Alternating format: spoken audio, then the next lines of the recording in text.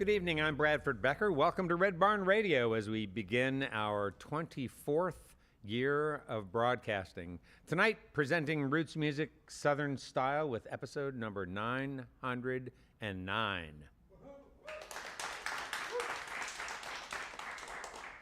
Every family has its own stories. For Garrett Boys, a family trio from Overton County, Tennessee, those stories live on 500 wooded acres they simply call the land, where 9 generations have worked, played, and passed down music, tales, and traditions. Brothers Stephen and Russell, along with Stephen's son Carter, channel that heritage into Appalachian folk songs that fuse bluegrass, country, and storytelling grit. Welcome, Garrett Boys, to Red Barn Radio. Thank you. Well, the first one we're going to do here is called Back to Akron. Apologies to anyone in the audience or out there listening from Akron. Here we go. Well, I ain't ever going back to Akron. I don't care what your mama said. I ain't ever going back to Akron, unless my body's grown cold and dead. Been spending my time on a factory line, rather be hauling logs instead. I ain't ever going back to Akron. I don't care what your mama said. All right.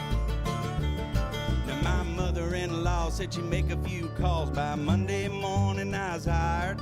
Nearly 50 hours later, still breaking my back, or rolling them Firestone tires. And the smell of that rubber was burning my brain, enough to drive a country boy insane. Yeah, I'm thinking about leaving just as fast as I came, put my Chevy down a southbound lane. I ain't ever going back to Akron. I don't care what your mama said. I ain't ever going back to Akron, unless my body's grown cold and dead. I've been spending my time on a factory line, rather be hauling logs instead. I ain't ever going back to Akron. I don't care what your mama said. Oh yeah. Now that white concrete is all I'd see, no matter which way I went. And when payday comes, it ain't much fun when that money's done all been spent. Yeah, none of these people wanna talk to me. I think I about had enough. If I was to head out now, maybe somehow I'd see my baby before the sun come up. But I ain't ever going back to Akron. I don't care what your mama said. I ain't ever going back to Akron, unless my body's grown cold and dead. Been spending my time on a factory line, rather be hauling logs instead. I ain't ever going back to Akron. I don't care what your mama said. I've been spending my time on a factory line, rather be slopping hogs instead. I ain't ever going back to Akron. I don't care what your mama said. I don't care what your mama said. I don't care what your mama said. All right.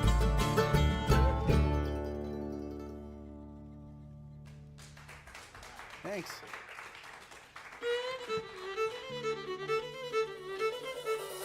Good evening and welcome to Red Barn Radio. Wherever in the world you're listening, welcome to Roots Music Southern Style. Thanks to WEKU, Red Barn Radio's official radio partner, NPR for Central and Eastern Kentucky. Listen online at weku.org. Red Barn Radio is supported by Visit Lex, Lexington, Kentucky's Convention and Visitors Bureau. More information on what Lexington has to offer is at visitlex.com. LexArts, Lexington, Kentucky's premier cultural development, advocacy, and fundraising organization, working for the development of a strong and vibrant arts community as a means of enhancing the quality of life in Central Kentucky. Follow Red Barn Radio on Twitter and like us on Facebook. Here's the host of Red Barn Radio to tell us more about tonight's performers.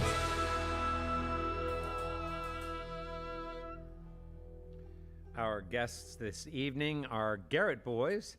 Their forthcoming album, It Runs Deep, produced by Ray Kennedy of Steve Earle and Lucinda Williams fame, spans love, labor, mystery, and memory, songs of timber work and whiskey stills, of family legends retold until they became myth.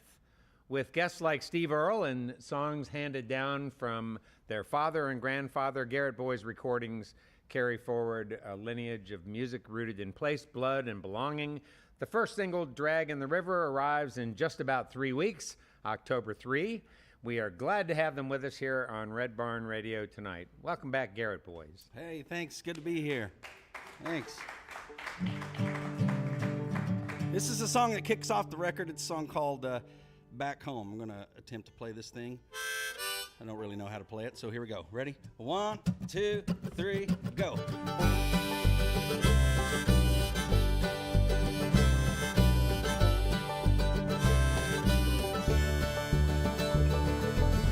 Day I left Tennessee, I swore I had to go.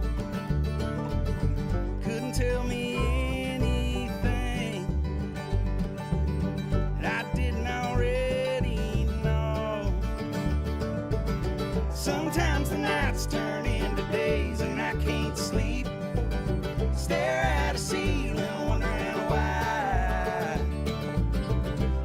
Somewhere along the way I realized it's a long, long, long way back home. Yep.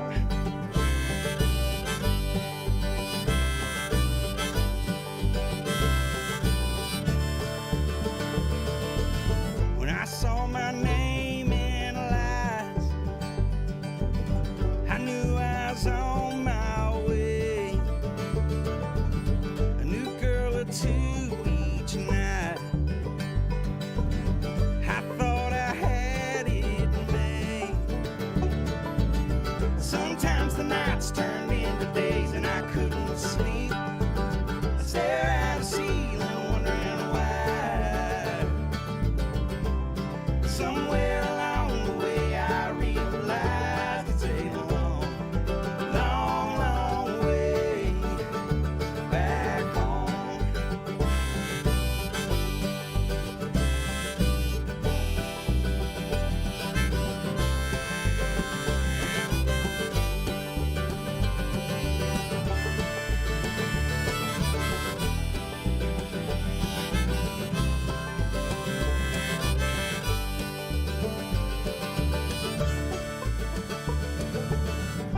I ain't proud on my running.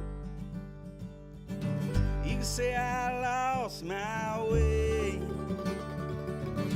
Maybe I had this coming. This is my reckoning day. Sometimes the nights turn into days and I can't sleep. Stare at a ceiling wondering why. Somewhere along the way I realized it's a long, long, long way back home.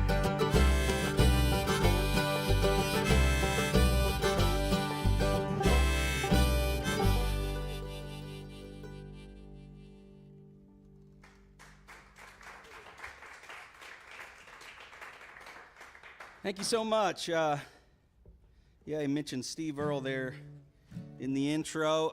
He was a mentor to us, and not up close, but from a distance. Every song he put out talked us through how we ought to write songs, and so that's what we did. So we usually try to do a Steve Earle song here or there. This one's called Hometown Blues. Again, apologies to our hometown, because we love our hometown. When I play this song in our hometown, my wife says, "Why would you play that in your hometown?" But it's just a song that we really like. We love our hometown, so apologies to Livingston, Tennessee, Needmore, Allens, and Timothy. But this is Hometown Blues by Steve Earle. Ready? 1, 2, 3.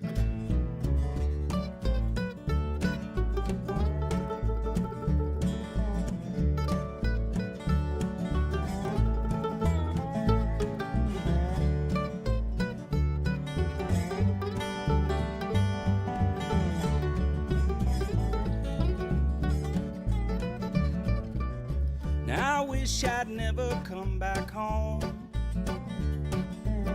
It don't feel right since I've been gone.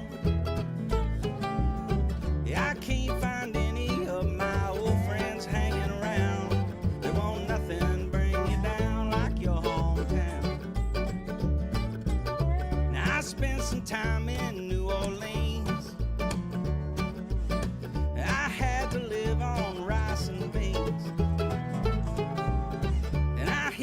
Texas when the sun was beating down. There won't nothing bring you down like your hometown. I'll sing it, boys. Hey, home is where the heart is, ain't that what they always say? But my heart lies in broken pieces scattered along the way. So don't think about me when I'm gone,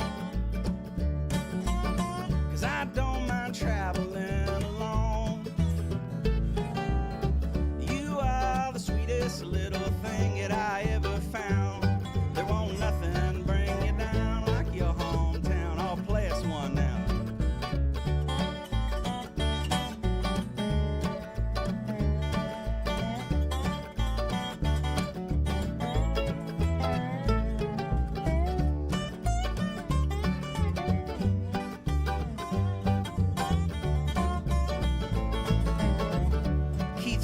Everybody, hey, home is where the heart is, ain't that what they always say?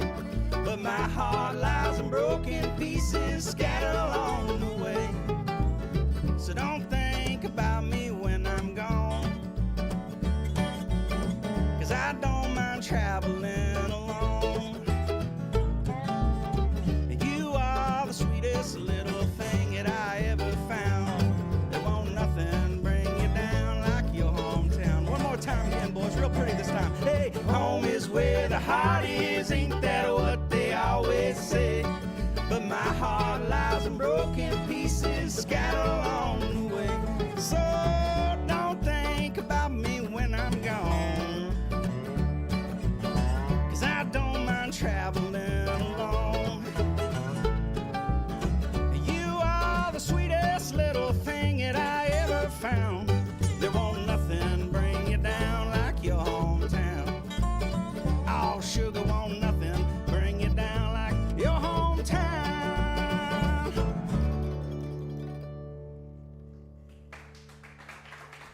Thanks so much.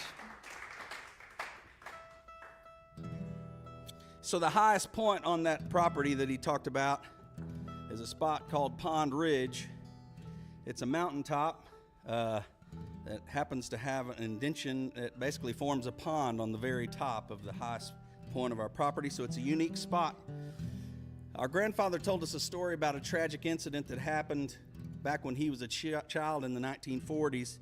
Russ and I got together to write this song. We couldn't quite remember the full story, so we finished the story. We couldn't get a hold of our grandfather at the time. After we wrote it, we got clarification on the story and decided to keep it the way it was. I like to say it's about 89% true. So this is about an 89% true story. But this song is called Pond Ridge.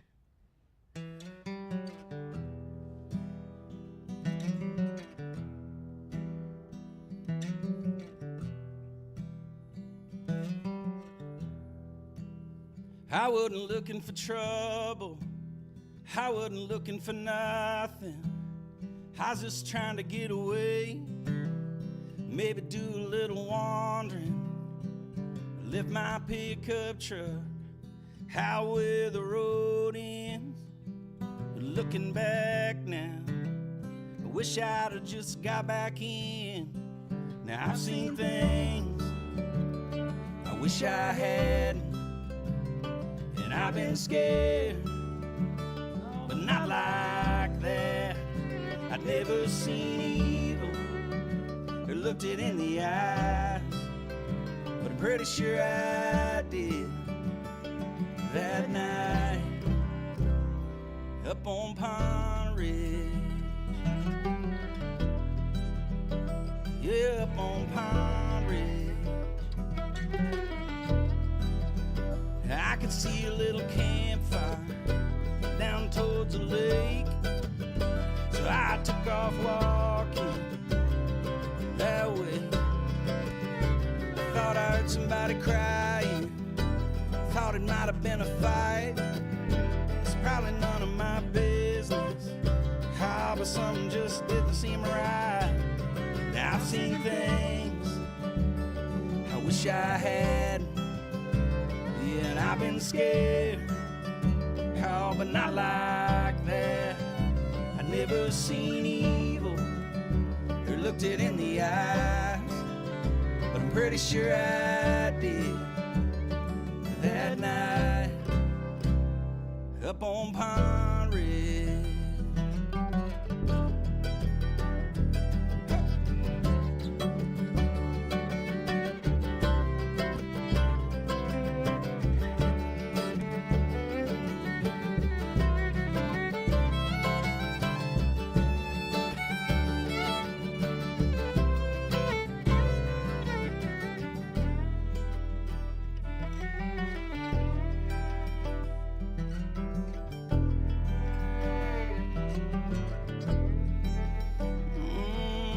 Shots rang out, I shoulda cut and run. She was barely still breathing, and nothing else could be done. See, her folks would have nothing, her loving a black man in the South. They had to be together forever, the only way that they knew how. Now I've seen things I wish I had. Oh, and I've been scared. Oh, but not like that. I'd never seen evil or looked it in the eyes, but I'm pretty sure I did that night up on Pond Ridge. Yeah, up on Pond Ridge.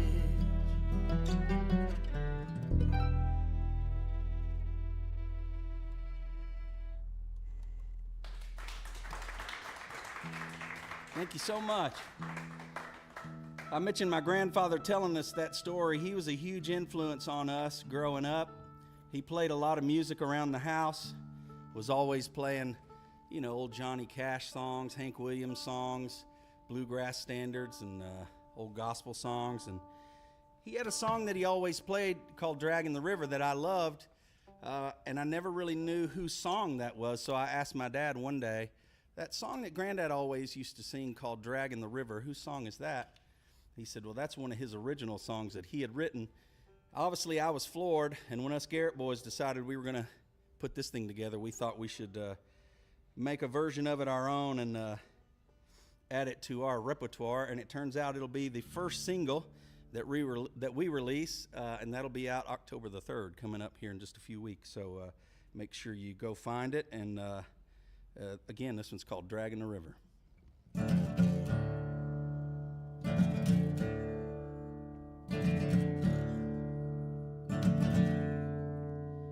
Well, I'm going on a long, lonesome journey. I won't even bother to pack.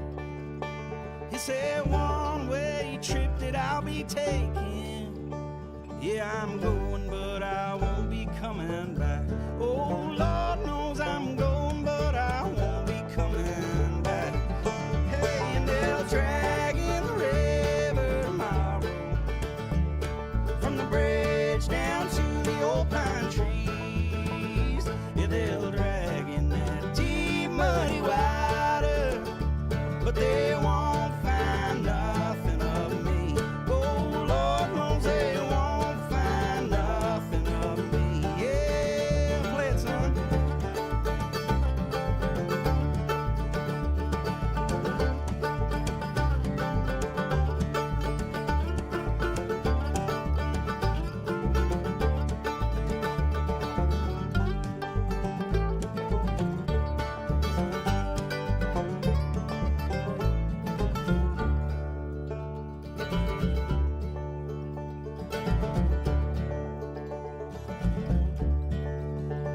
Now don't say my name, just forget it.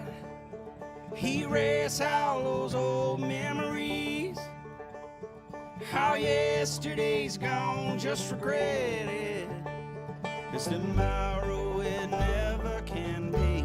Oh, Lord knows tomorrow it never can be. Hey, and they'll drag in the river tomorrow, from the bridge down to the old pine trees.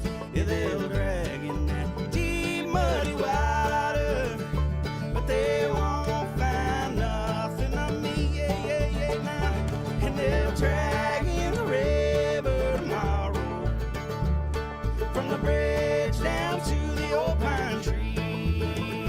Yeah, they'll drag in that deep muddy water, but they won't find nothing of me. Oh, Lord knows they won't find nothing of me. I said they won't find nothing of me.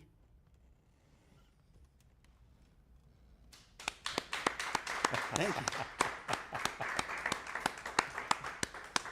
That's what you call a pregnant close. Yeah, There's we the tricked pregnant you there on that pause. one. Yeah, that was a trick. Nice job. That's great Thanks. songs.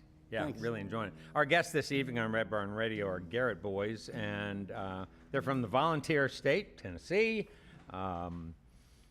Livingston, Tennessee in particular, and they'll tell us more about that place and particularly that farm, which seems to play large in your lives and shaped you in lots of ways we'll talk about.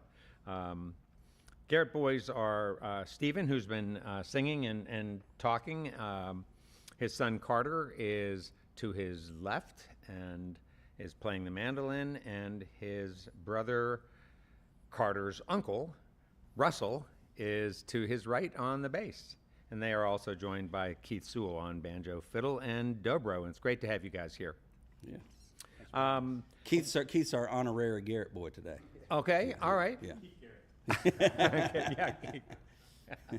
Nice. So, is this, in fact, your debut album coming up? It is, yeah. Well, all right. It's taken us a while to get here, but we kind of wanted to do it right, and we wanted to kind of do it old school and make an entire album. We felt like that was the work that we had put together and what we wanted to do. So it's taken us a while to get there, but we're finally there, ready to put out our album. So what's old school about that is you mean that you. We didn't just start with a song, put it out there, and see what happened. We went and recorded a full-length album before we ever decided to release anything. That's what I would call sort of the old school approach. Versus now, everybody kind of puts a song out there and sees what sticks, and then maybe tries another one. And but we went ahead and recorded it. The whole thing's in the can, ready to go. And a lot of times, what people do now too, though, is they create a whole album of songs and then just trickle them out. We'll do that part, but Yeah.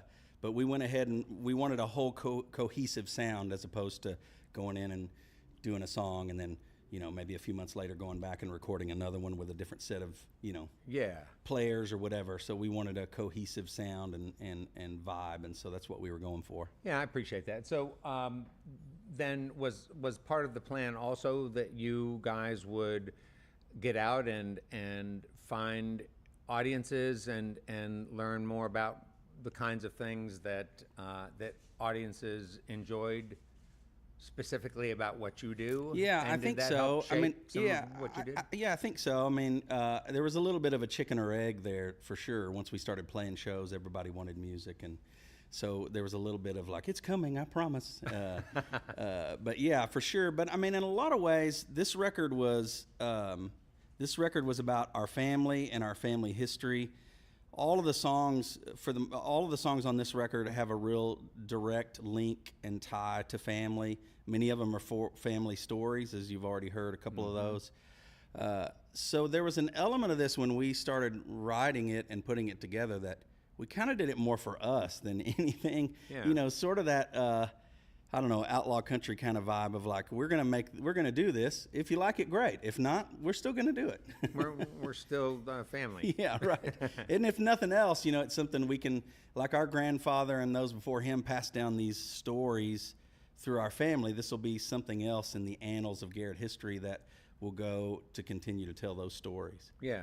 And you all did other things, other musical things before Garrett Boys. Yeah. Can you talk some about that? Yeah, for sure. I mean, I left home went a couple hours away to Nashville. Russ and I both did to go after the endeavor of music, and we worked in the music business in a lot of different areas. Talk about how old were you when you all left Livingston? Yeah, well, we left for to college. We both left to go to Belmont University there in Nashville. So we went there and started that adventure there. I ended up working for years as a booking agent, like way behind the scenes in the music world. Did a lot of studio work at the same time. Would go and sing demos in the studios there in Nashville a lot. And that kept me super busy. And then Russ, he kind of got to see the world a bit traveling as a touring tech guy, and really seriously have seen the whole world at this point. I mean, Music tech? Yeah, guitar teching and audio engineering. And right out of Belmont, I started doing that, and have been privileged to work for a lot of great artists. And like Steven said, I've been to all 50 states and 30-something countries. I kind of lost count, but Yeah, it's been tell a us lot of fun. Yeah, who are some of the artists that you worked with as a guitar tech? Or Yeah, when I first started out in audio, I was working for mostly Christian bands. I worked for Stephen Curtis Chapman, Chris Tomlin, Third Day, and then I sort of, not necessarily on purpose, but sort of transitioned into more folk and country. I toured with Steve Earle, who was obviously one of our heroes, and that was a super special thing for me. I got to go all over the world with him, and that was pretty cool. And is that how that relationship was? That's how it cemented? started. Yeah, absolutely. Yeah. And you always talked about how cool it was to see the world with him as like your tour guide, who's so read up and knowledgeable. yeah, about Steve is history. so knowledgeable about history and art and culture and all these things on our days off. And I remember us walking around Rome for hours and seeing all the sites. And Steve is so well read. We would visit these famous sites, and it was like having a personal tour guide. He would just tell the history and all that stuff. And those were some days that I look back on really fondly. And then more recently, I was out with Luke Bryan as his guitar tech. I toured with him for 11 years, and that was really special too, because we, over that amount of time we became pretty close, and that whole crew and band is like family. So yeah. Met Keith working with the Chicks. Met Keith out working with the Chicks. Yeah, that was one I forgot to mention, but As in the Dixie ones? Yes. Oh, all right. Yeah. Tell us something about being a guitar tech that might surprise us. Some people don't. Some people are aware of it because they see somebody bringing the guitar out in the middle of the show. Some people aren't. But most artists, or certain artists, have guitar techs who will be tuning during the show, side of stage, tuning, and then bringing guitars out between songs and doing guitar changes. And it's sort of my job to fix something if it breaks, and to have a plan A and a plan B and a plan C for if something were to go wrong. Something ready in the bullpen. Yeah, there's like on the Luke tour, I mean, we had like probably 30 plus crew guys. There's a whole army of backstage techs, whether it's lighting, video, automation, backline. And, a lot of people don't really realize that exists because they don't necessarily see it from the seats. But those techs, that part of the team, I would think, would not have the kind of intimate relationship you would establish with artists when you're actually handling their instruments. And it varies from right? gig to gig and tour to tour, but you're exactly right. Usually you kind of develop a rapport when you work that directly with somebody, and that's one of the sort of perks of the job. And especially the main man with the guitar.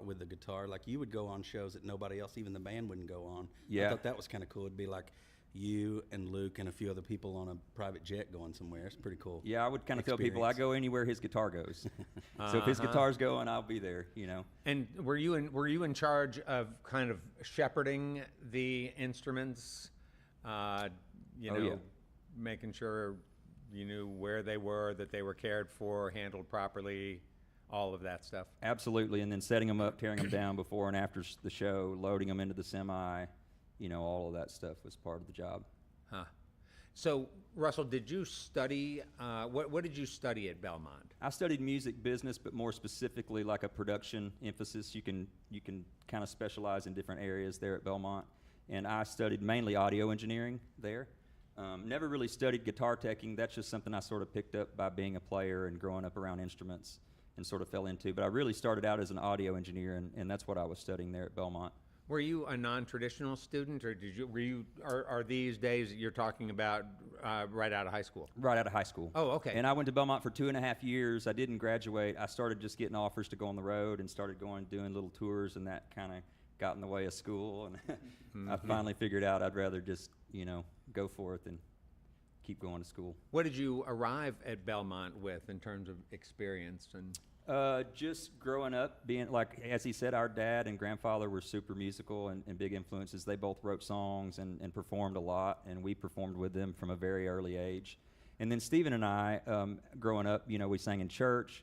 We had little bands, whether it was cover bands or bands when we started writing original songs. So we kind of always, you know, done music, but I didn't really have any what you would call professional, you know, technical or music experience really until I got to Belmont. But Belmont's great about it. There's a lot of opportunities at Belmont that they sort of plug you into, you know, industry stuff, and, you know, you really get a hands-on, real-life sort of training there for how to do all this stuff. We thought we knew plenty when we got there. Yeah.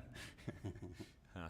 How about you, Stephen? What was your experience like at Belmont? What did you go there specifically for? Yeah, I studied more the managerial business side of it. You know, there I would take classes like record label operations, music publishing, you know, that kind of side of it more than the kind of the technical side. Huh. I mean, for me, it was probably more about relationships, just people that I built there. I mentioned the booking agency job that I had for years. I met those folks during that time through like internship and that kind of thing. So that was probably more about relationships for me there. But it also gave me a good, steady foundation, even though the music business is always changing and is a lot different than it was back then. But, you know, it gave me a good foundation to kind of understand the history of the music industry. Yeah, yeah. All right, and so then before you all decided on sort of establishing Garrett Boys, you were out playing, or maybe this is while you were building the Garrett Boy project. Yeah, Were you out doing cover tunes? Well, no, I mean, I was always writing songs. I mean, I came to Belmont, you know, writing songs, and we participated in like the showcases they had there. We sort of were picked as the winner. I was picked as the winner of the songwriter showcase there my senior year, and got to do the best of the best showcase and all that kind of stuff. So we were always sort of doing music, but just always sort of thought of it as just something we were going to do on the side, you know, something we would just kind of do for fun. But especially like right before COVID and during COVID, we really started ramping up. I started writing a couple songs, and we wrote a couple songs that were sort of deeper than we'd ever gone before personally, as it relates to some of these songs that are on the record. Mm-hmm. And they started to kind of come together in a cohesive kind of way, and we started to go, well, now maybe there's something different there. I'd made a record years ago that I put out just completely independently, and we started talking about maybe there's a Garrett group here that we should go after. And yeah, I mean, especially during COVID, hours-long phone conversations about like, maybe we could do this and maybe we could do that, and you know, and that's where it's kind of got birthed during that time. And at that time, Carter was going to the Nashville School of the Arts there in Nashville studying guitar. What's the Nashville It's like a magnet school there in Nashville, part of the public school system. Oh, okay. Yeah, and you like audition to be able to get accepted into it, and so he was learning guitar there, doing normal school work too, but part of his day was learning guitar, and he started to pick up the mandolin some a bit. So he was listening in on some of these phone conversations, and I would make a demo, and he would lay something down with it, and he's kind of slowly started creeping in as a potential member of Garrett Boys here. So yeah. All right. Well, we'll talk some more with Carter, and also meet Keith as well when we chat again in a little bit. Let's welcome back Garrett Boys to Red Barn Radio. Thanks. Yeah, this is probably a good segue from that conversation. This is a song called "Who I Am." It was inspired probably when we were down in the Garrett Cemetery laying to rest my grandmother, who was a great influence on us as well. And I saw these headstones of names on them that were in these Garrett family stories that were passed down almost like a Hall of Fame. And you know, I'd heard somebody say that before music was about Billboard charts and ticket sales and getting radio play, music was the sound of the land and the song of its people. And that really resonated with me with all that we were talking about and going through. And so this is sort of about that, and this is sort of our attempt to be the sound of the land and the song of our people. This is called "Who I Am." 1, 2, 3. Lord knows I've done some rambling. These wells have carried me far beyond these hills of Tennessee. In some ways it seems like gambling. It's all that I can be to keep those days from sneaking up on me. 'Cause who I am ain't what I was when I thought I hadn't seen enough. Scared of giving in or giving up.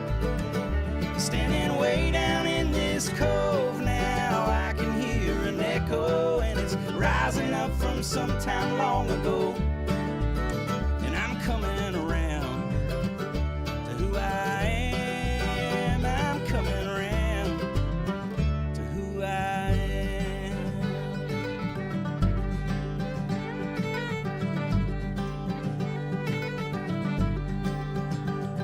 Now these days it seems what's lasting is built on something deep, raised out of sacrifice, and that ain't cheap. How but I hear things in passing, this talk of running free. Yeah, there's a price to be paid for anything. 'Cause who I am ain't what I was when I thought I hadn't seen enough. Scared of giving in or giving up.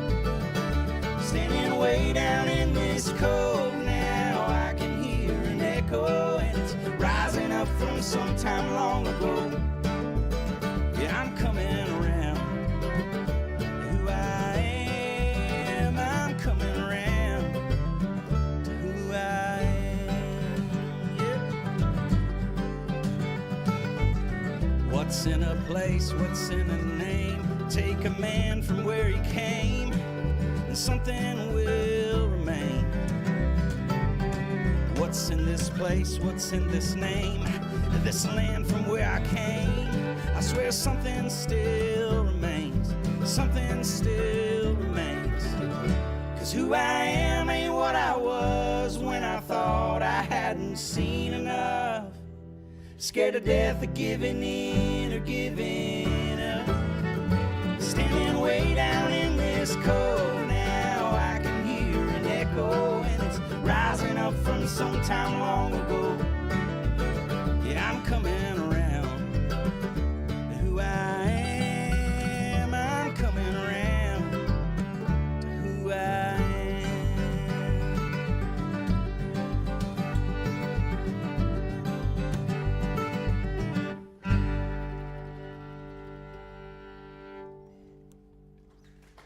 Thanks.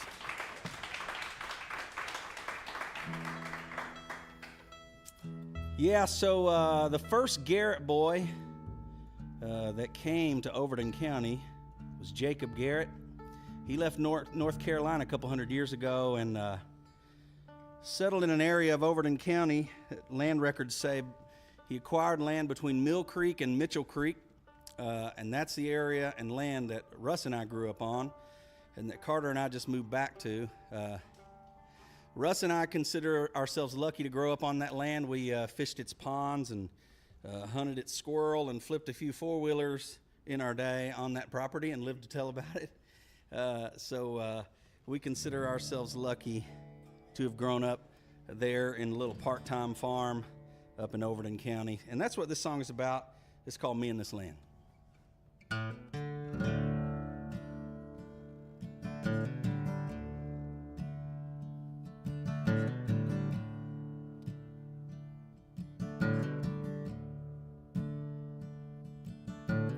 Caught my share of catfish in all these little ponds. Over time we let them go, and now they're almost gone. Guess I'll always have the memories of these hills and growing up. Lately I've been wondering if that's gonna be enough. Maybe it's just dirt, maybe they're just trees. Maybe I'm just romanticizing history and the way things used to be. Now, to be honest, I'm not sure I even understand, but there's something between me and this land.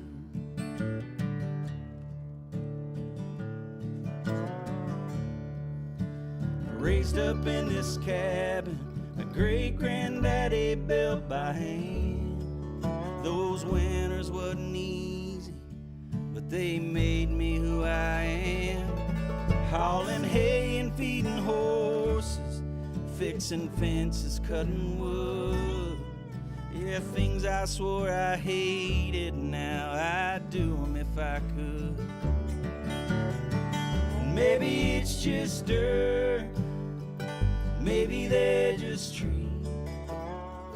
Maybe I'm just romanticizing history and the way things used to be. Now, to be honest, I'm not sure I even understand, but there's something between me and this land. For 6 generations, this deed has held our name.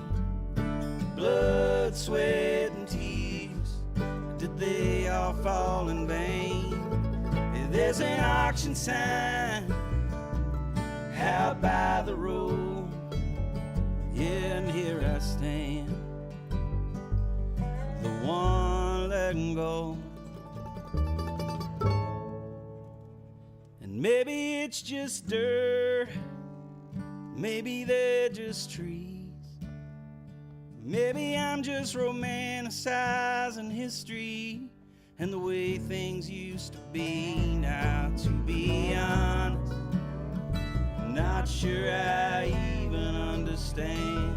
There's something between me and this land. Oh Lord, there's something between me and this land.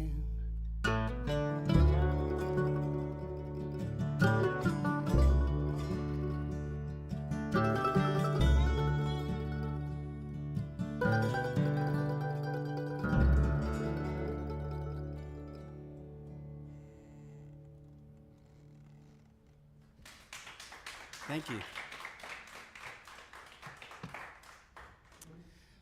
This next song we're going to do is the album title of the record. There were a few options out there for the record title, and we just felt like this one made the most sense because it just kind of covers it all. But this is a song that covers, you know, the influences that our dad had on us. He loved to fish, and we used to tag along with him. Now we love to fish. Our grandfather and him both loved music. They got us guitars we learned, and now we love music. And then a story that we heard growing up about our great-grandfather, who was very gentle and soft-spoken, but when it came to family, got tough if he needed to. So this is called It Runs Deep.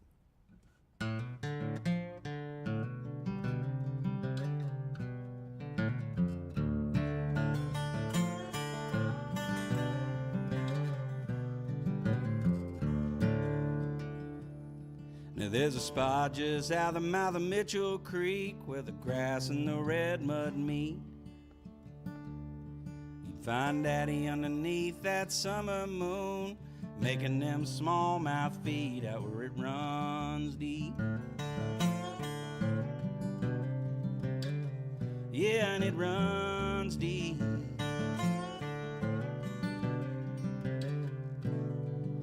Deeper than a Carter Creek Canyon and further than the boat dock road.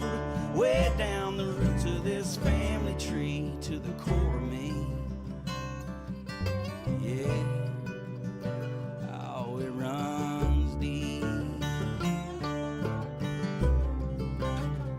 Yeah, it runs deep.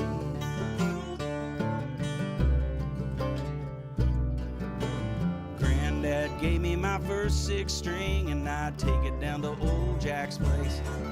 It was Whiskey River every Saturday night. Sunday morning was Amazing Grace, and it runs deep. How deeper than a Carter Creek Canyon, further than the boat dock road. Way down the roots of this family tree to the core of me. Yeah, how it runs deep.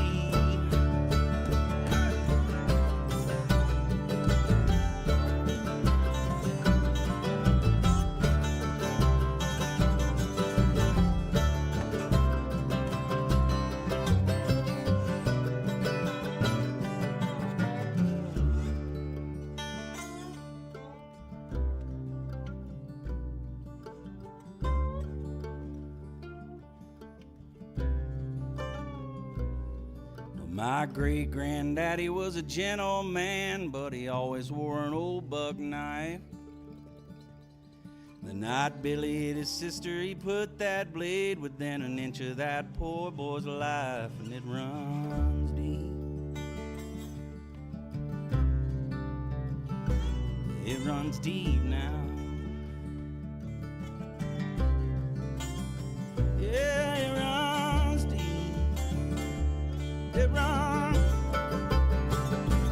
It runs deep now. It runs deeper than a Carter Creek Canyon and further than the Boat Dock Road. Way down the roots of this family tree to the core of me.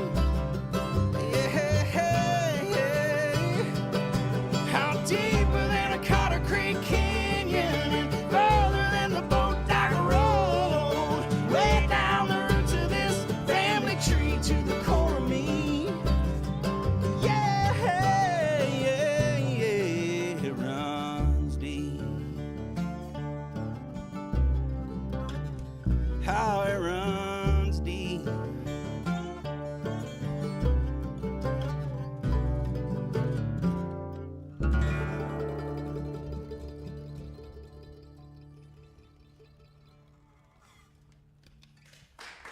All right. Hey, before we get on with more music, I'd like to take a moment to remind listeners that Red Barn live streams, both tonight's and on any Wednesday, remain available online for you to view at your convenience, along with live audio streams, compliments of WGAD.net in Central New York. Don't miss a single episode of this program, and be sure to tell your friends and share what it is that you like about Red Barn Radio. And there's something else you got to tell your friends about, which is that we have a store now that is open, and every day more product is rolling in. The big Mack trucks are pulling in. Let me just share with you a couple of items that we have. I've shown you the mug before. You've all seen this. This is a coffee mug. Probably all seen these before, but you have probably not seen a Red Barn Radio coffee mug. It makes coffee taste extra good. And we also have this new item. Well, I guess I have to take the headphones off to try it on. Does it get fit? Does it work, Nick? Does it work? All right. I like to bend the brim a little bit. It's kind of a trucker style lid. It's got the high brim on it. The vented back area here for you sweaters.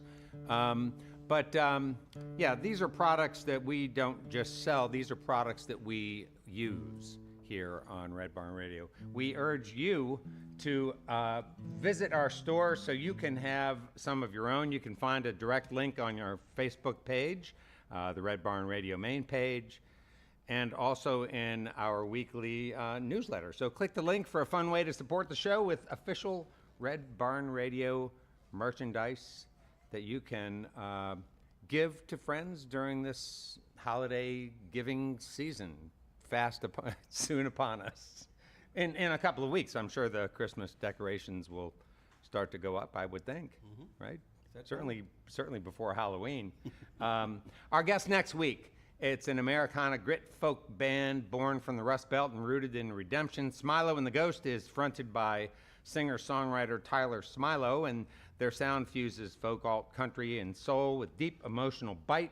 They're formed in Erie, Pennsylvania in 2016. Smilo and the Ghost have shared stages with Grammy winners, national acts, and underground legends alike. They're more than a band. Smilo and the Ghost is a movement of misfits, musicians, and truth-tellers, they say. Whether it's on stage or on the record, the band invites you to feel something real and maybe even find a piece of yourself in the process. Their newest record's called Twang and Fire. And your homework this week, folks, is to, after you visit the store, is to give Twang and Fire a listen and then tell everybody how excited they should be to join us next Wednesday for Smilo and the Ghost here on Red Barn Radio. Now let's welcome back Garrett Boys for some more music. Woohoo! Thanks. Well, if you grew up in the upper Cumberland area in Overton County, where we did, especially long before us at the turn of the century, early 1900s, like some of our ancestors, making a living sometimes was difficult. Sometimes folks had to rely on government assistance, things like government commodities and things like that. It was no different for our ancestors. Also, sometimes it would lead folks to an entrepreneurial endeavor that might run a little bit sideways with the local law enforcement, if you know what I might mean. Our folks weren't too good at it, but it didn't mean that they wouldn't try. So one story goes that after the head man had the still up and running, was pretty proud of what was going on, so he sent one of the kids back to the house to get some snacks. When they came back with crackers and cheese, he leaned up against the tree and stuck his chest out and said, "Boys, we're making Wildcat whiskey on the government cheese." We thought that should be a song, so here it is. It's called Wildcat Whiskey.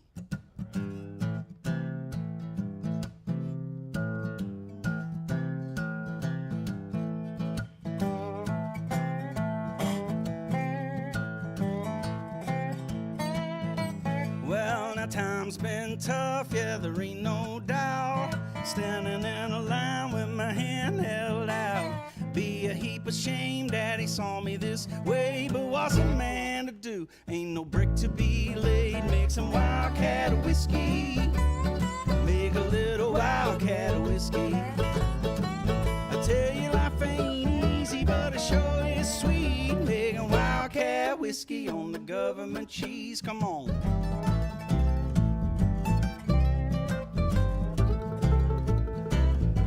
Well, now Fishbone Clarence keeps running that mouth.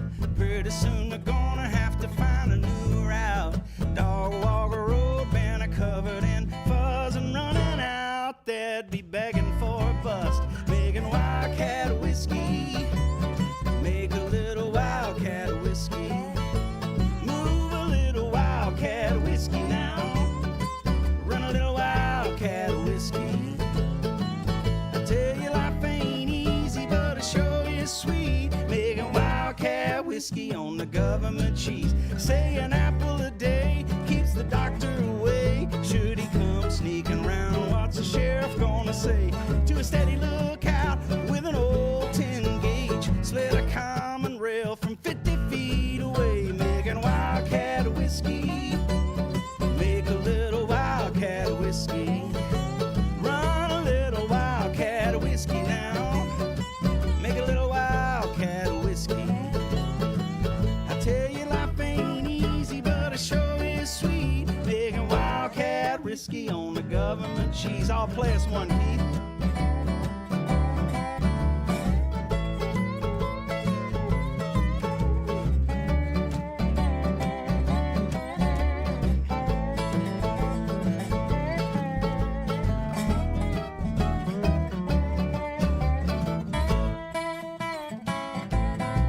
They say an apple a day keeps the doctor away. Should he come sneaking round, what's the sheriff gonna say? To a steady lookout with an old 10 gauge. Slid a common rail from 50 feet away. Making Wildcat whiskey. Make a little Wildcat whiskey. Run a little hog eye whiskey now. Make a little Wildcat whiskey. I tell you, life ain't easy, but it sure is sweet. Making Wildcat whiskey on the government cheese. We're making Wildcat whiskey on the government cheese. All right.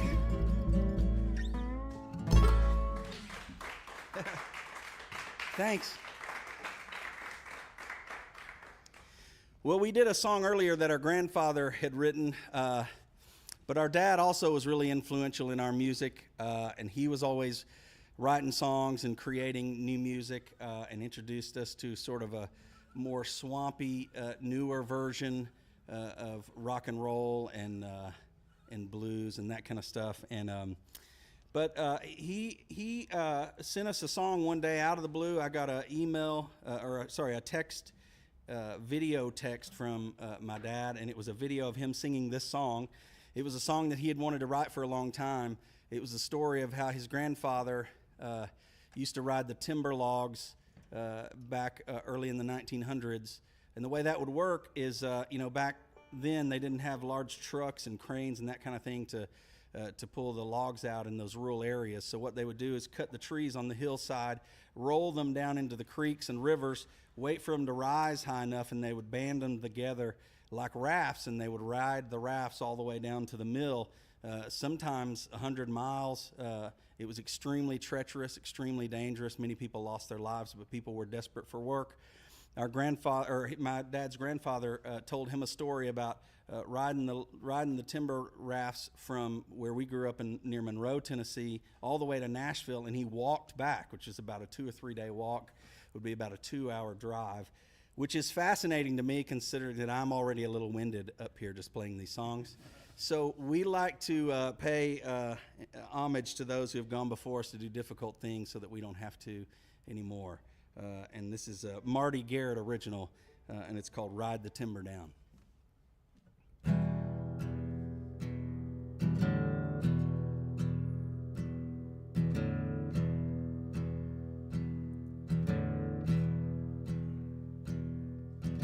He said 21, but his face said 17 when he asked to ride the timber down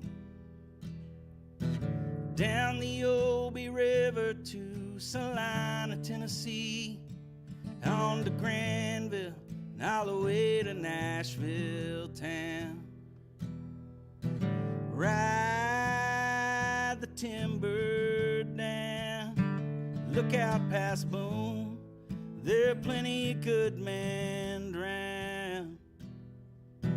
Ride the timber down, don't let the rope get slack, better have a good man on the back when you ride the timber down.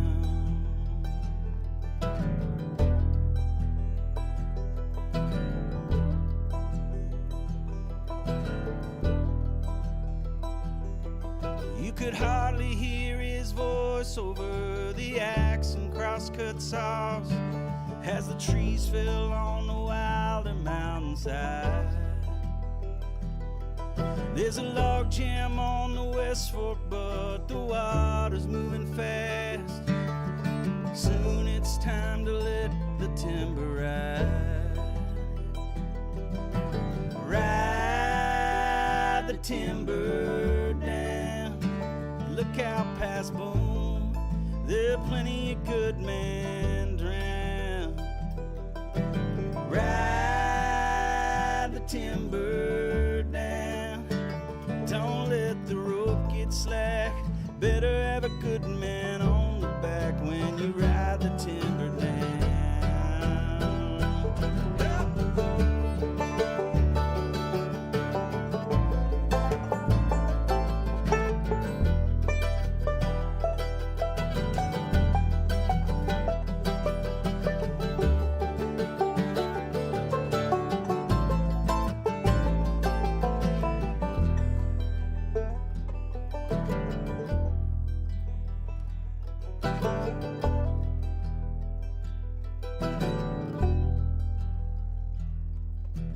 Hush fell on the crew as he called the men to rise. Name of Robbins, name of Little, name of Jones. He said, we'll clear the wolf by morning and we'll tame the water wild. Otherwise they'll never find our bones. Ride the timber down, look out past Boone, there are plenty of good men drowned. Ride the timber down, don't let the rope get slack, better have a good man on the back when you ride the timber down. Ride the timber down, look out past Boone, there are plenty of good men drowned. Ride the timber down, don't let the rope get slack, better put a good man timber down.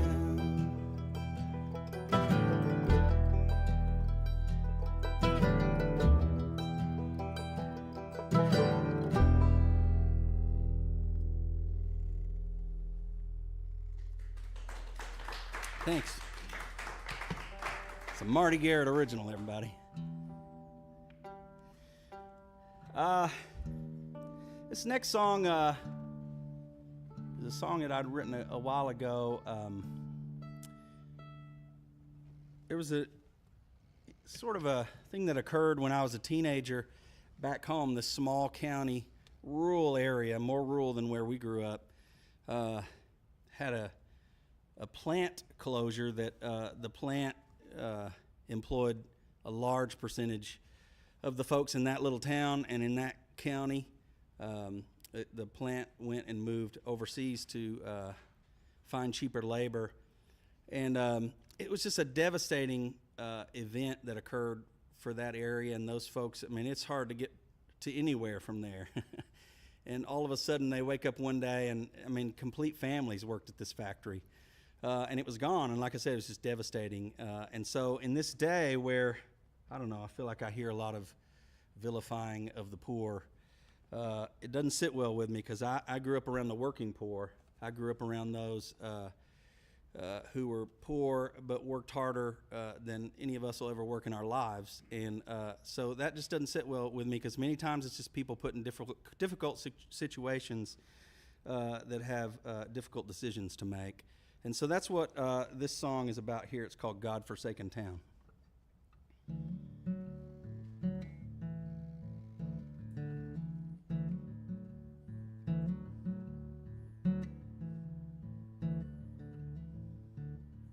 These blisters on my fingers, ain't that what makes me a man? I just want to earn an honest pay, but I'm not sure I can.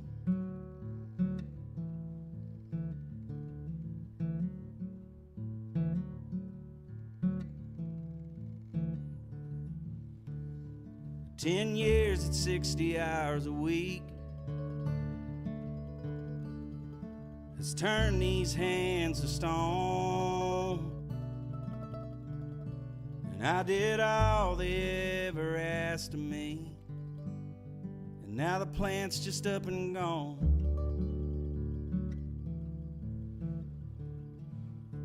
And we go round and round and around, just trying to make a living in this God-forsaken town.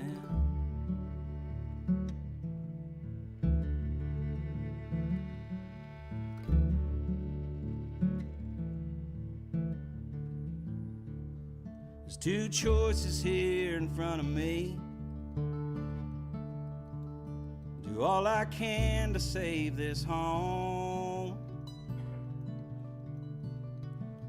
or pack up everything we have and leave all we've ever known.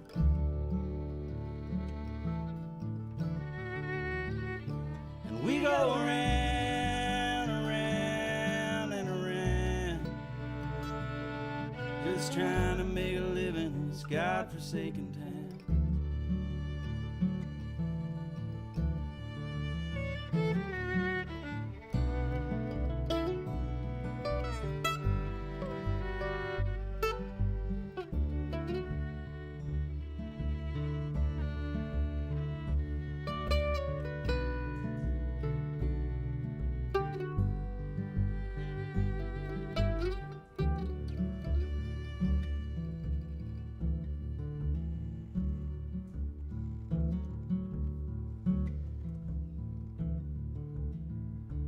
We all go to church on Sundays, do our best to pray the right things. We give what we can when the plate comes, not sure what tomorrow brings. And we go around and around and around,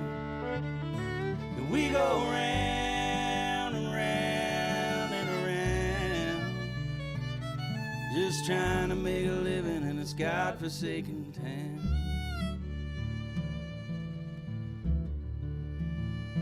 Yeah, we're just trying to make a living in this godforsaken town.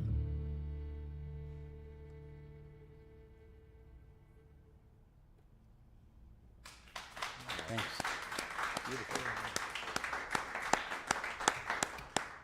Wow, what a beautiful song. So we've met Garrett Boys, Stephen and Russell, brothers, and we've introduced Carter, but really not talked with him much. Carter, so appreciated your contribution this evening. Love what you're doing on the mandolin and the color you bring, and both you and Keith. I wonder if you could talk some about your time at this, was it charter school? Yeah. Kind of an arrangement. Yeah, talk to us about your decision to go there, and what you hoped to get, Yeah. and sort of what you went out and got on your own. Yeah, absolutely. Yeah. Yeah, I mean, coming out of middle school, going into high school, I knew, because of the fact that music has kind of always been around in the family, Yeah. that I wanted to do something along those lines, but I didn't really know what yet. I had some interest in the guitar, was playing a little bit of guitar. In middle school, I was in orchestra and actually played upright bass in a more classical sense.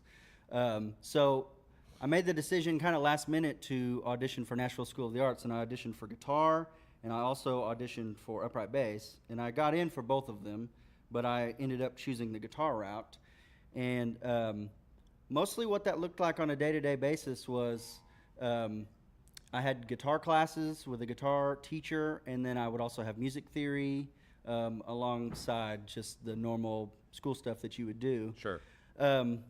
But I think the thing there that impacted me the most is, for one, learning more about the mathematics behind music and taking music theory. But then also, my senior year, we did a lot of songwriting, and we did a lot of I actually had a new guitar teacher there. His name was Ryan Murphy, and he's son of Michael Martin Murphy. So he had a lot of experience playing in a family band and singing with his dad, which is exactly what I get to do. And I just learned kind of how to be in a band, and then also learned about the studio side of things. So I was in an audio engineering class in high school, which doesn't happen a lot. So I got to record some original music and then record some covers. But I think slowly through that time, I just started picking up on, he'd already started writing some of these songs. And I just kind of became more and more interested in doing this kind of thing. Instead of being a front man, I was a front man in a lot of bands in high school, but I learned pretty quickly that I didn't really want to do that. I wanted to be in the background a little bit more, but still contribute. So it was a really cool experience getting to learn how to be in a band, how to set up things, how to just do all kinds of different things around music. And then it gave me a lot of cool opportunities. I got to perform at the Bluebird by myself before I even knew what the Bluebird Cafe was. And I got in the midst of some really awesome songwriters. And then that just instilled, I just kind of have slowly been learning what this could look like. And it's kind of how this is shaped up. I didn't really know, I don't think any of us really knew what this was going to be at first. And it's kind of shaped into being a family band about family things. And I'm definitely more interested in the passing the stories down to the future generations and kind of setting in stone what the generations before us have left for us, and being able to pass that down is really important. And I've gotten really into the history of my family, and I'm learning it through these songs and through this project. So it's been really awesome. Yeah, even though Carter's the youngest, he's sort of become the band historian, the family really? historian in short order, for sure. My son is doing that in our family as well. He's taken that on. Yeah. Huh. When people come and visit here, we have a lot of friends in the Northeast. When they come to visit, we always point them down to Nashville, and specifically to Bluebird. And they're like, why specifically there? And I just say to them, it's just because it's a one-of-a-kind experience, especially, friends of mine who are really into the lyric and really want to hear people who write songs. And I'm like, you'll never go to another bar where you're not allowed to, chat during the program, and there's a lot of respect given to the people who are there to share what they're doing, and that's pretty special. You had a chance to do that as a young person. Yeah. Well, thanks. Keith, the other Garrett boy, the honorary Garrett boy. Keith, would you mind stepping up to Carter's microphone there and tell us about you and how you learned to play all these things so good? Oh, well, I don't know about that, but kind of a jack of all trades and a master of none. Do play a lot of instruments, probably guitar and mandolin are probably my number one, my main instruments. But I met Russ, like he said. I've been with the Dixie. I've been their band leader and guitar player for 22 years. Oh, come on. And so, and I've toured with some other artists as well, just in the band. And we kind of got into a bind in Europe, and his name was highly recommended, and that's how I met him. He came over and bailed us out for like 8 shows because we had a medical emergency with one of our techs. Oh, I got you. I got you. Yeah. And we met over there, and then we got to be friends, and then he started telling me about his project and playing me some music, and I was blown away, as y'all are. Yeah.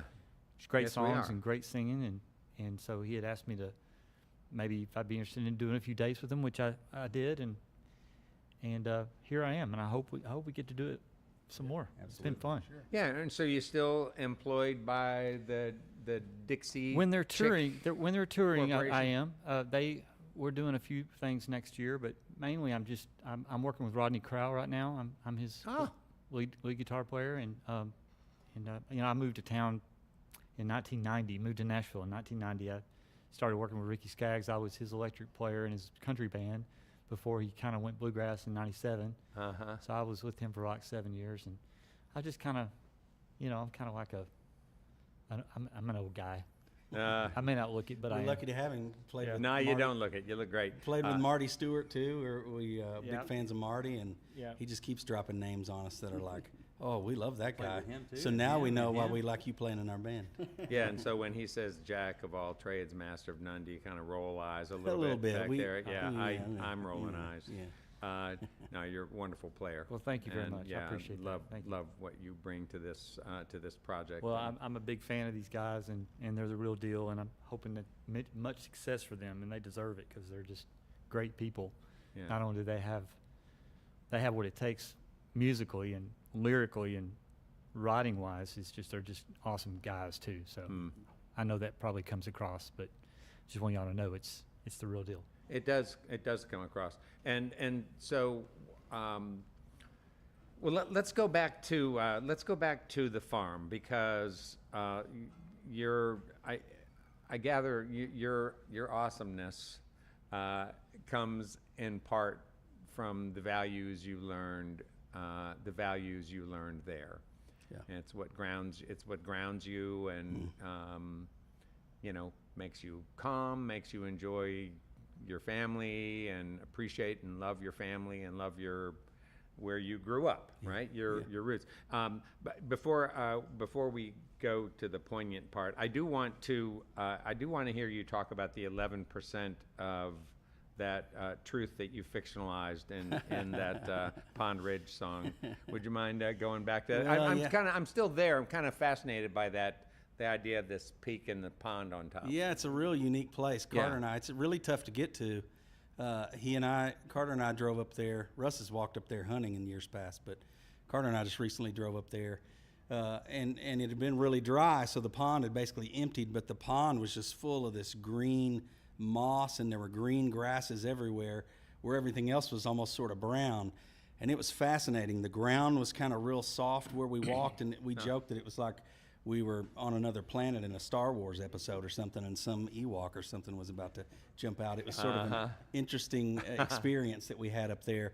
But the story basically goes is there was a young boy and a young girl in their teenage years, and it was a sort of a murder-suicide scenario that came out of the blue, and nobody, I mean, it's still a mystery to this day, you know, tons of, there were people that sort of have conspiracies about it, that maybe it wasn't what it seemed to be, but it appeared to be a boy and a girl who wasn't even known to be dating or a love interest or anything like that. And so it's still to this day, you know, 100, you know, nearly 75 years later or whatever, nearly 100 years later, still quite a mystery. So we changed who the characters were a little bit, but certainly still came across in some form or fashion. But part of it is that nobody really knows the real story, you know, as to why. And so we filled that part in a little bit. You gotta let the mystery be there. Yeah. So what'd you learn growing up on a farm? You talked about that some in the song that you did, Me and This Land. Yeah. Talk about some of the things that you learned growing up on a farm, and in particular, what'd you learn you feel you've taken into your adulthood, and then maybe even more specifically, what you brought to your artistic life. Yeah. Because, you know, Keith says, you know, Keith, this great player, says he wants to be part of what you're doing because of the integrity of it. Yeah, I mean, I think there are a couple dynamics. One, obviously, is a work ethic that gets instilled when you just got to do the work around the farm. I think anybody that's been on a farm probably experiences that. You know, and that you just do what has to be done. I mean, I remember my dad putting on his clothes, going out to feed hay to the cattle when there was 3 feet of snow on the ground, and he certainly didn't want to go out, but he had to go do it. You know, sometimes we'd get somebody stopping by the house saying, "Your cows are out down there," and we'd have to run and drop everything we were doing. We were actually playing a concert, like a little local concert, and we just wrapped up, and my grandfather came up and said one of the cows were having trouble having calves, and so we had to just leave our instruments, run down there and take care of the cow and the calf in that very moment. So it just instilled that kind of work ethic, I think, you know, something that I don't think I appreciated at the time. As the song says, you know, we gathered wood, cut wood, and did that difficult work and cleared fence rows. And man, I hated doing it back then, but now I kind of wish I wish I could. And we've just moved back to the land, so we're going to get to experience that and figure out how much of that was romanticized and how much it we do really like. So I'll get back to you on it. And when you were kids, it was like ho hum. Oh. Or was it even worse than that? No, it was worse than that. I mean, we grew up in a cabin that had a wood stove for our heat, didn't have central heat and air, so every fall, man, we had to go out and stack that wood and get that wood, and we'd rather be playing basketball or football or doing anything else but gathering that wood, but we had to do it, so it instilled a work ethic for us to just, you know, do what we had to do. The other piece of it was just family. I mean, we were on, you know, the land, but then across from us were, you know, my grandpa's cousin, our cousins had a farm across the road. We'd help them with their tobacco. We'd help them with their fences. They'd help us with ours. So there was just a family element too, if you just jump in and help everybody in the community. Even since then, we've seen a lot of photos and things like that from way back when. And you know, it was a lot of pictures of the community, people that weren't necessarily even kin. We even have folks that aren't kinfolk in the Garrett Cemetery that are just people from the community that were really, you know, even though they weren't blood kin, they were family in some form or fashion. So I think those are the two main aspects, just that work ethic and the understanding of family and community, and just helping those around us when they need it. Mm-hmm. So both you and Russell have alluded to the role of church in your growing up and where you learned music. You involved yourself with Christian artists for a time, but you know, your music and your lyrics are sort of rife with value, like values and I guess not so much morality, it doesn't feel to me, but certainly a lot of values. Yeah. Is there some intention for you guys behind sort of steering away from sort of specifically integrating sort of biblical language and those sorts of things? Is there some intention behind that?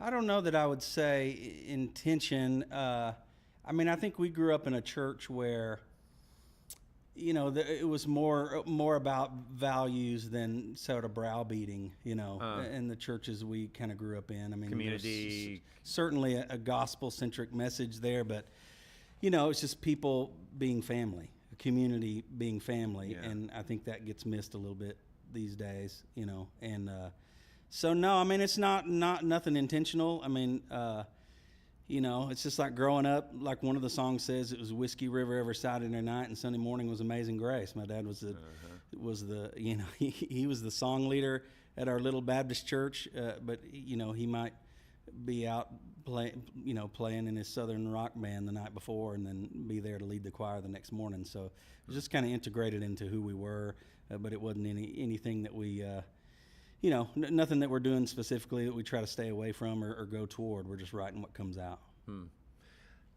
I would love to hear you talk a little bit more before we get back to music about your relationship with Steve Earle and Russell. You told the story great about traveling with him and you know, his breadth of knowledge about history and how well read he is. And your music, your music just nods to Steve Earle in like every way for me, and I don't mean in a copying kind of way. I mean just there's a lot of respect for Steve Earle that comes across in your singing and your playing and even your song topics, though Steve gets a little more political. So anyway, I'm kind of curious to know how it is that you happen to have him sing on the new album and on the song. Which song was it that he sings in? He's on Back Home. In Back Home, right? Yeah. Okay. And it really started when I was out with Stephen Curtis Chapman, and a good friend of mine, one of our other guitar techs, had not only worked for Steve in the past, but actually had been an intern at Steve's label, E Squared Records, back in the day that he had with Ray. And so I kind of, you know, planted the seed with Brian. I said, man, if you ever hear of Steve needing a guy, you know, you let me know, because I would love to work for him, you know. And just as luck would have it, sometimes it happens this way. I was just finishing a tour, and Brian comes up and said, hey, man, I just got a call from Steve's tour manager, and they need a guitar tech monitor engineer for this tour they're coming up. You know, are you interested? And I said, absolutely, I'm interested.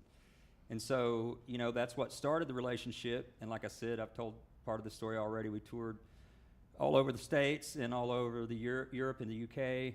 And I got to actually tech in the studio on Steve's album, The Low Highway. And that's how I first met Ray Kennedy, who's produced most of Steve's albums. And a lot of the ones that are our favorite records of all time were albums that Ray produced. And so that kind of just started the relationship, but then I went on to do other things and other tours, and we started doing this Garrett Boys thing and started, you know, thinking about what it would sound like and what it would look like and what we wanted it to sound like. And Ray Kennedy was sort of at the top of the list of like people that we wanted to work with, because we were such huge fans of him and Steve and had been for years. So I reached out to Ray. It had been a few years or more since we had spoken or seen each other, but he remembered me, and I sent him a song or two, and he liked it enough to get back to me and agree to work with us. Excuse me. And that's kind of how that relationship started. And then it was really Ray that, as we were working on the album, we started talking about maybe having a guest or a featured artist, you know, join us on the record, and we sort of said, well, I mean, Steve would be our first choice if you think he would do it. And Ray said, well, I'll ask him. I mean, worst you can say is no. So Ray called Steve, and Steve was willing to do it. And he was coming into town to do the Opry, and just came by the studio one of the days we were tracking, and laid down a verse and a couple choruses for us. And, you know, it was just a bucket list moment for us.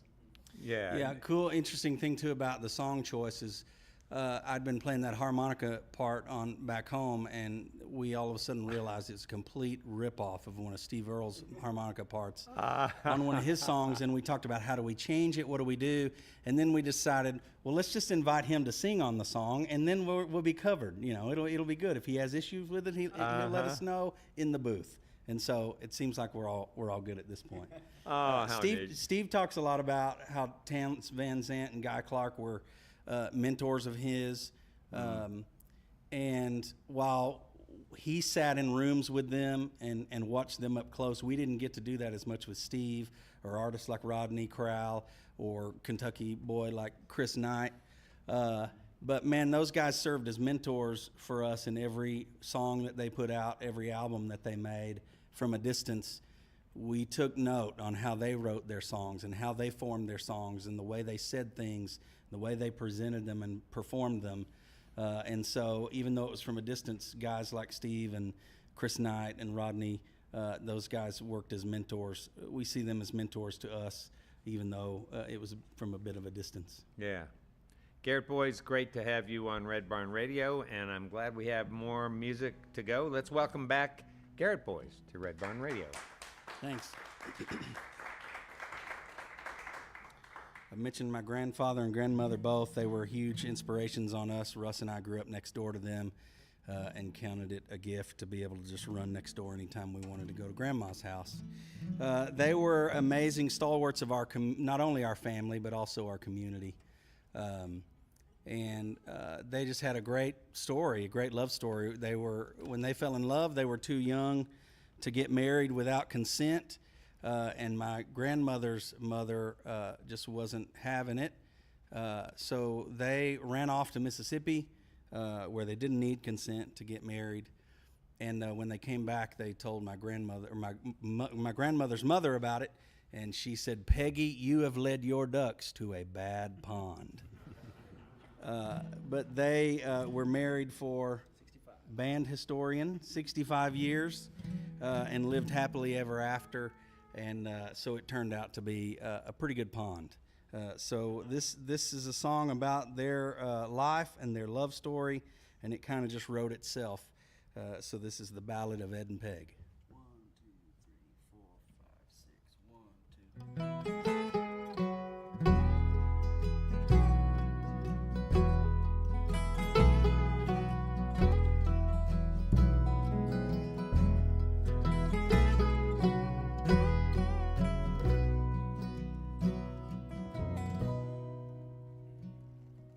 Son of a logger and a bricklayer's daughter fell into something that few rarely find.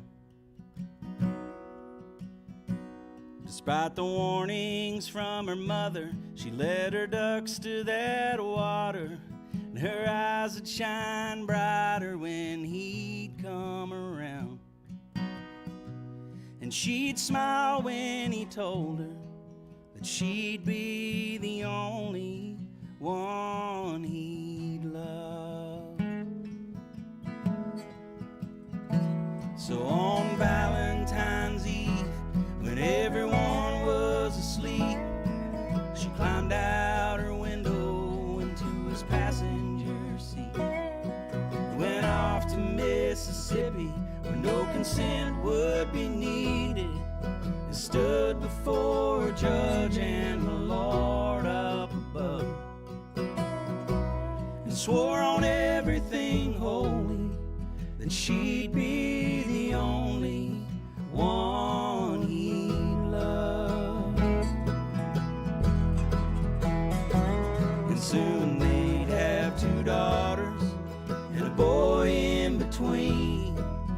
Time would move quicker than they could have dreamed, and days turn to memories, beginnings to endings, like life and fast forward on a screen. Yeah.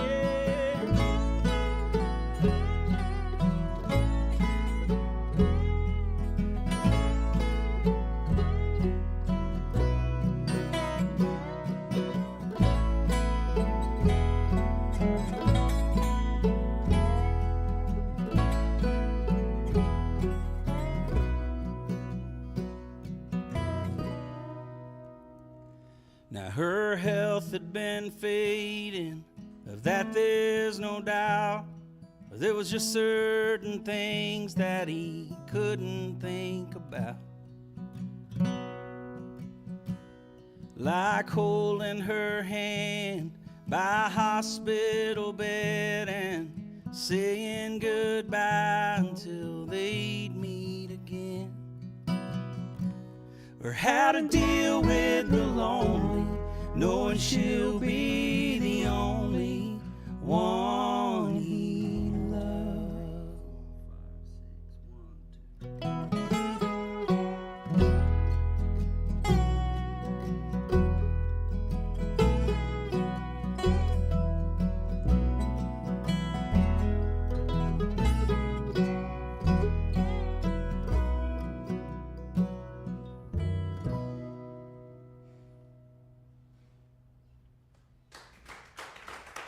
Thanks.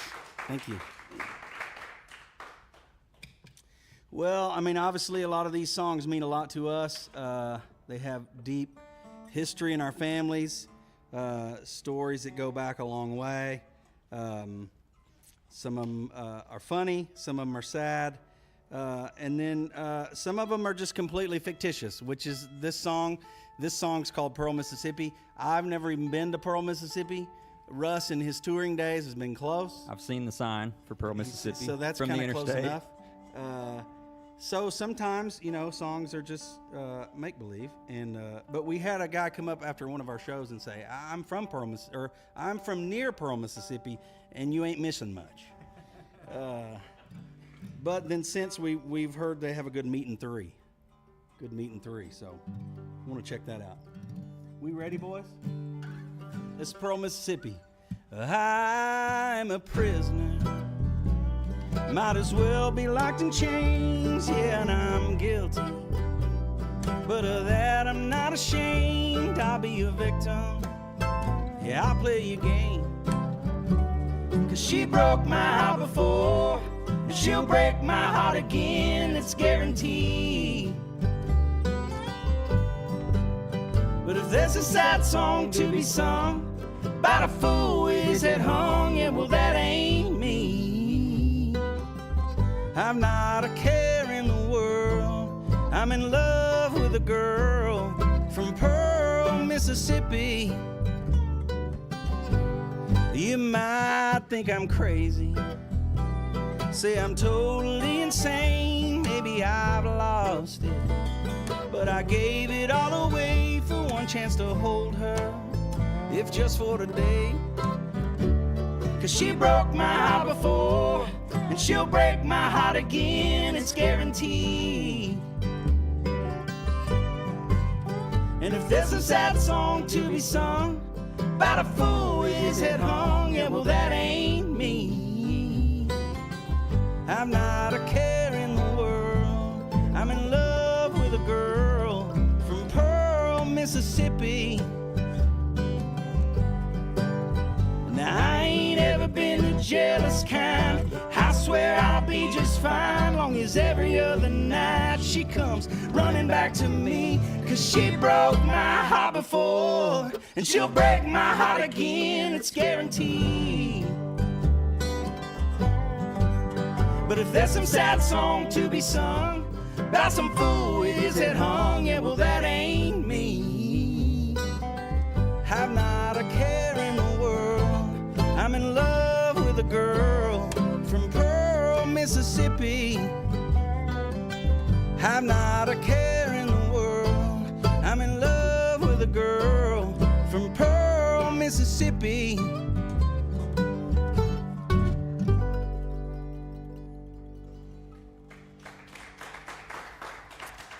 Thank you so much.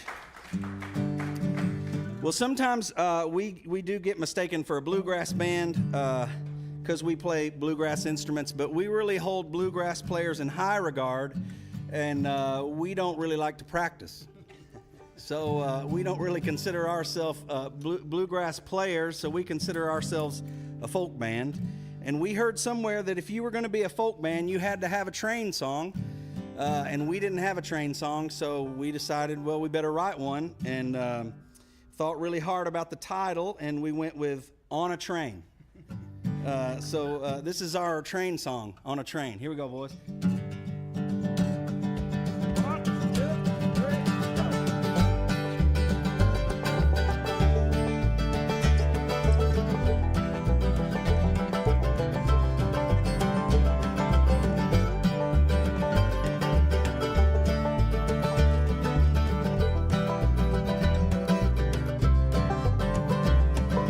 Just outside of Detroit City, I met a girl who walked real pretty. Said she was running from her yesterday. She said, I ain't ever been to New Orleans, but it always sounded good to me. Let's hop a car and head on down that way, yep. So I'll be on a train, maybe headed west, strapped on my back, all I got left. And if you're looking for me, come call my name, yeah. I'll be on a train, yeah. Yeah, I'll be on a train. Yeah, now that Southern Pacific line I was on took me straight to San Antonio. The sun came up at Sunset Station there. And I'd heard about them Texas girls, thought I might give one a whirl. For a couple nights we made quite the pair, yep. But I'll be on a train, maybe headed west, strapped on my back, all I got left. And if you're looking for me, come call my name, yeah. I'll be on a train, yeah, I'll be on a train. Ride one there, Keith Sewell.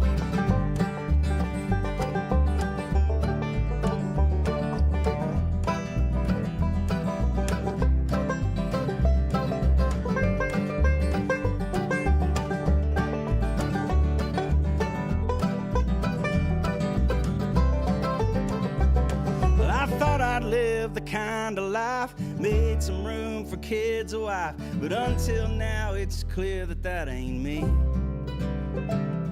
Yeah, I don't want to rule it out, might find me one that ties me down, but until then, you know where I'll be. Yep, I'll be on a train, maybe headed west, strapped on my back, all I got left. And if you're looking for me, call my name, yeah. I'll be on a train. Yeah, I'll be on a train. Yeah, I'll be on a train. Yeah, I'll be on a train. Here we go, boys.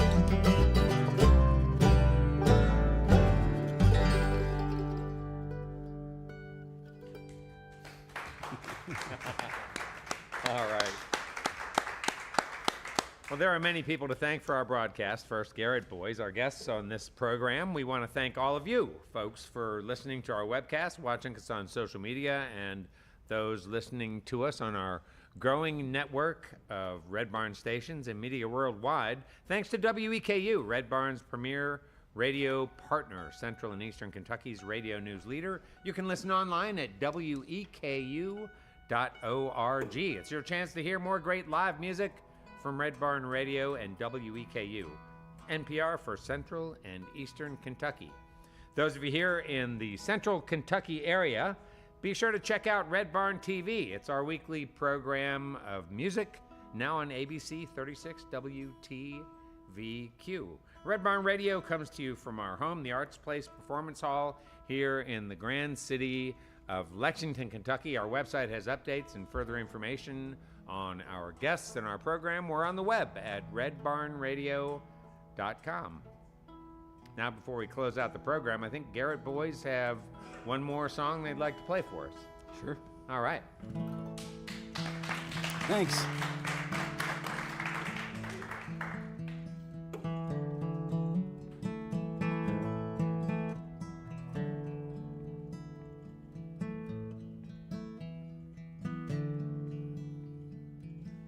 I was born in a small town,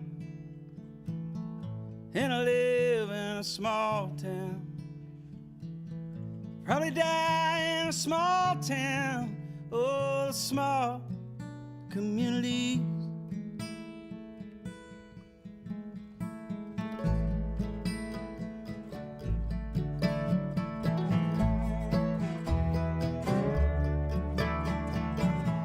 All my friends, it's a small town. My parents live in the same small town. My job is a small town, provides little opportunity. Yeah.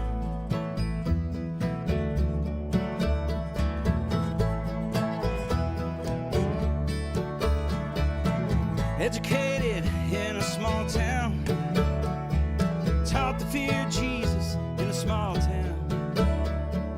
Used to daydream in that small town, astride another poet and romantic, that's me.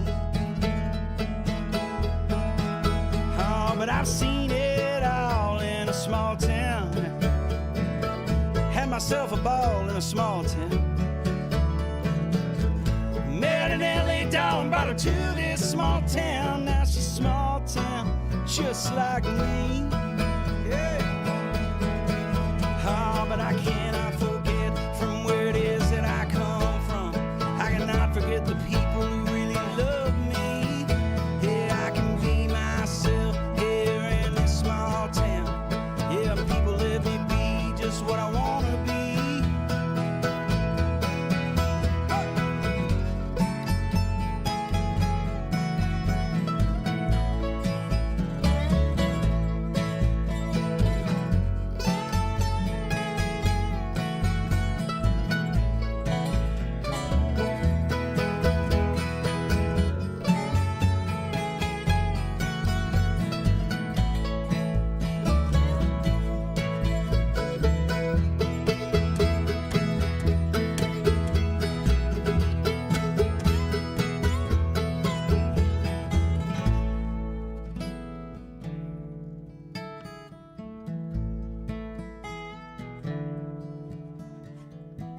Got nothing against the big town.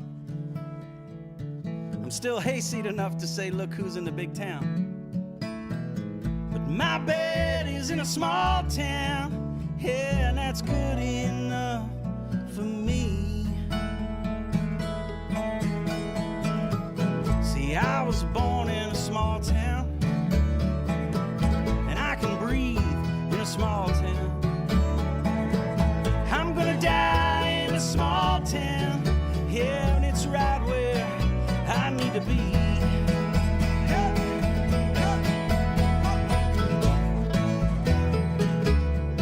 Oh, yeah, yeah, yeah, talking about a small town. Oh, yeah, yeah, yeah, yeah, yeah, yeah, yeah, talking about a small town, yeah. Oh, small town.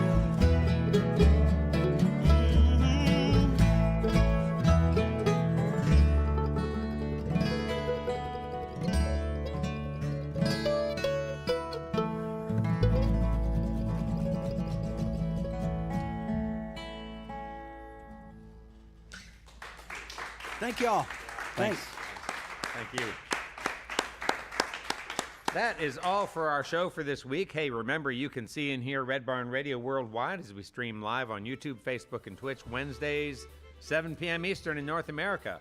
And it's always great to hear from all of you who listen to Red Barn Radio's archive performances on your favorite streaming platforms and on our Red Barn Radio YouTube channel. Speaking of you listeners, please, before, during, or after you enjoy Red Barn Radio, while you are at our store shopping for Christmas gifts, multitask. Take just a moment to engage with us. Your comments, your sharing, your choice to follow us is what will keep us growing and continuing our mission to keep roots music Southern style coming to your neck of the woods and beyond.